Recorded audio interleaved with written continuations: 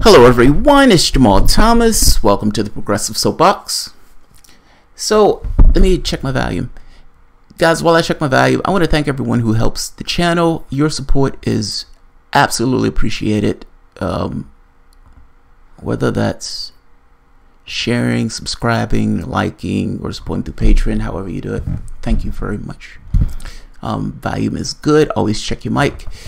So I've been listening to the Mediasan interview with Ben Rhodes, former speechwriter and foreign speechwriter and deputy national security advisor for the Obama administration. He's like the voice of Obama. Apparently he was always in the room in the major decisions. He's hawking a book, and in hawking a book he's talking about his time in office. Mediasan pushes him on Gina Haspel being in office. Understand, Gina Haspel, if Gina Haspel goes over to Europe, she could be prosecuted by the International Criminal Court. That woman was bloodthirsty, torturer, and destroyed the evidence of the torture, and they have cables showing that she was destroying the evidence of her torturing. Apparently they still have video of some of it, but nevertheless, she was never prosecuted, and she ends up getting appointed to the head of the CIA. A woman who literally should be under a prison right now for torture, seeing as torture is against our laws and international laws. She skates. No consequences. And not just no consequences. Fails upward, if you want to call it failing. He's asked about this. Because I've made a very simple point that Mediasan is going to also make. That part of the reason that Gina Haspel was able to be in that position in the very first place was because there was no consequence for the torturing that took place in the last administration. Meaning, the Democratic president comes in after the previous president invades the country, killing 1 million people, lying about it to get us into a war. After lying to get us into a war, they decided that they needed to essentially get evidence, to manufacture evidence to use against Saddam Hussein to try to make this link between 9/11 and Saddam Hussein, because the link never existed. Part of the things that they turned to was torture to do this. George Bush said, "Hell yeah," I said, "waterboard him," which means that the President of the United States has just admitted to being a torturer. It's bad enough that you killed 1 million people. You've cloaked yourself in this idea of legalities. The legalities are not real if the person was lying about how they got into those legalities in the first place. Meaning, this premise that George Bush went with was a lie. It wasn't true at all. And we've been in those countries for the past 18 years because of it, or 17 years because of it. Not to mention the spreading of terrorism all throughout those other parts of the globe, and to some degree the crisis in Europe with the immigration, because many of those people are fleeing war zones that the West have been essentially instigating themselves in. Gina Haspel, torturer in chief, Bloody Gina, is head of the CIA. And the question that is being posed to him is, why is this woman head of the CIA as opposed to being in a prison cell? Why didn't you prosecute torture?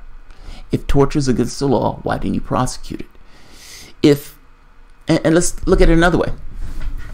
If one of the countries that were part of the European Union was attacked, let's say part of NATO was attacked, would the United States fulfill that obligation if Obama was in office? The answer is yes. He will fulfill that obligation because of contractual treaties that he has to fulfill that obligation. If one is attacked, all of you attacked, or the entire meaning of NATO becomes pointless. What about our own laws? Why are not our own laws fought with such veracity in order fulfillment from the standpoint of the president? I said that in a weird way, but I'm trying to make this point of, if he felt that way about NATO and the need to fulfill the obligations under NATO, why didn't he feel the need to do the same thing for our laws with regards to prosecuting torture? And if the whole point of prosecuting crimes is that you try to prevent a moral hazard, well, there's a hell of a moral hazard with Gina Haspel being dragged out of some rat hole in order to be head of the CIA. Let's hear his excuse. Lead apologist, Ben Rhodes. Yeah. So look, I'll be honest. Let me put my cards on the table. I was very critical of Barack Obama for much of his presidency, especially on foreign policy. But right now, 2018, a year and a half into Trump, I do miss Obama. You were right. Yeah. I do miss him. Well, I or wish at least, let me qualify. I wish that wasn't the case, Maddie. For the greater good, I wish. I wish it wasn't the case as well. But let me qualify. I miss the Obama of the Iran deal. I miss the Obama of the Cuba reopening. Yep. I miss the Obama of the Paris climate change agreement. That Obama. Yes. Let's turn to the stuff. I agree with that, by the way. That part I agree with. The Iran deal, yes, agreed. Paris climate didn't go far enough, but at the very least, agreed. And opening Cuba, agreed. Let's keep going. I don't miss about Obama, if you don't mind. Gina Haspel was recently confirmed, very controversially, as Trump's director of the CIA, despite having been in charge of a CIA black site at which torture was allegedly carried out, and despite destroying taped evidence of that torture. The vast majority of Senate Democrats voted against her. You said on Twitter that her nomination turned into a referendum on a dark chapter of our history that should be over. But it's not over, Ben, because your administration, your president, Barack Obama, refused to prosecute CIA torturers, decided to look forward, not back, when you came to office in 2009. Given Gina Haspel is director of the CIA today as a direct result of that decision by your administration, do you have any regrets about how you handled that situation, about how you handled the torturers? I do have some regrets, which I'll get to in a second. I hope the book shows kind of the complexity of the presidency. He's sitting there. He's looking at, over the abyss of a Great Depression and the disruption of taking on a prosecution of U.S. officials, sorting out who is in that bucket and who isn't, would have been a consuming thing for him to do. And really something that could have broken apart, essentially, the connective tissue of the president to his own agencies. We did what we could to prohibit torture, including working to legislate that change. You have in Donald Trump a president who takes a very different view. To me, that shows that elections have consequences. But he's able to take that view, Ben, because you didn't torture, you didn't prosecute the people who did it. I don't think or at least so, Mehdi. Fire them all. Gina Haspel stayed on at the CIA on your watch. Yeah, it wasn't like you fired her. The thing I'd say, Mehdi, is even if we had fired her or prosecuted people, Donald Trump still would have been elected president and could still take those positions, right? So in democracies, maybe he'd be more reluctant if people were behind bars. Let me put this to you. Okay. Let me put this to you, Ben. You didn't prosecute the torturers. Yeah. You didn't prosecute the bankers. You failed to stop Israel from building illegal settlements. And you hired a bunch of people who supported the Iraq war to run your foreign policy. Even if you don't agree with them, do you understand at least why so many on the left think you guys were so timid? You missed so many opportunities to really make a proper break with the past in 2009, 2010 and beyond. I understand that. I do think that in those early years, we took a more cautious and conventional approach to foreign policy. Again, I do think some of that was guided by the fact that the economic situation we found in was so overwhelming that President Obama felt like he had to start there and that it was going to be hard for him in that first year to dedicate the type of focus to some of these foreign policy issues that he... Chief apologist. I need to get me an apologist. How much do they cost? I would love to have somebody who just walked around and the only thing they did for me was to go out and to explain my failures. Well, we didn't prosecute torturers because, he didn't have time to prosecute torturers. The economy was fucking up and, this was going to problem. And, And I got to be honest, this comes across as so weak to me.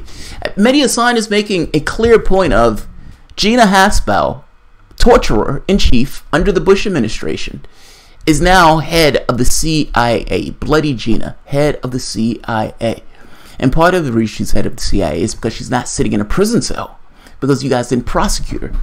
Even if you would have called a special prosecutor to go after the people who were responsible and work your way up, that would have in no way stopped you from going about your own affairs. He's making the point to you that part of the reason that they're able to be in office and do those things is because of you. You allow a moral hazard. You allowed the president of the United States. You set the precedent that even when a president does something that is utterly atrocious, invading another country, taking out another government, killing 1 million people to do it, spreading terrorism all throughout that region of the globe, and creating a fuckfest in Iraq. even when you do something that catastrophic, not to mention spending 4,000 lives in order to do it, and what, $7 trillion for the pleasure. Are you telling me that for something of those epic consequences that there should not be a repercussion for that? I mean, that's amazing. So yeah, when he comes in, he's making this point to him like, look, there are consequences for not having consequences, especially when the things are this massive, when the implications of what's taking place are politics on this grand of a scale. And his response is, well, I mean, Trump still could have rehired her. You're missing the point. You're missing the point. The precedent has been set that even when a president commits a war crime, that there is no consequence. Nor is there a consequence for the people who are assisting the president in committing those war crimes. Your response to this is, well, the president had better things to do. What better things to do than prosecuting war crimes? I don't think you understand the gravity of this from the standpoint of what your country has done. Did you see the pictures in Abu Ghraib? Not just that. This was a black site where you were renditioning people and putting people in black sites. I'm talking about the Bush administration. It's a big deal. It's a massive stain. And this idea that you guys are sweeping it under the rug by not having prosecutions. They had a Chilcot report in Britain. The instigator of all this was George Bush. Britain even had a Chilcot report. No, they haven't prosecuted Tony Blair yet. Yet. Your responses to this are weak. The whole point that there is a Gina Haspel, the whole reason there's a Gina Haspel right now as head of the CIA.